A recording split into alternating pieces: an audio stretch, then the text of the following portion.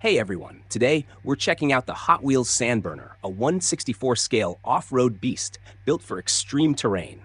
This die-cast model is inspired by desert racing trucks, featuring a lifted suspension, oversized all-terrain tires, and an aerodynamic lightweight body designed for high-speed action. The matte black paint job gives it a stealthy and aggressive look, while the bold racing decals and sponsor logos add that authentic off-road racing feel. Up front, the aggressive grille with integrated skid plates provides protection, and the roof-mounted LED light bar is perfect for night runs in the desert. The side-exit exhaust pipes and exposed engine elements hint at raw power, while the reinforced rear bumper and spare tire in the truck bed complete the Baja-inspired design. With its rugged style and detailed features, the Sandburner is a must-have for off-road enthusiasts and Hot Wheels collectors alike. Let me know what you think in the comments, and don't forget to like and subscribe for more Diecast reviews. Stay tuned for more awesome Hot Wheels models.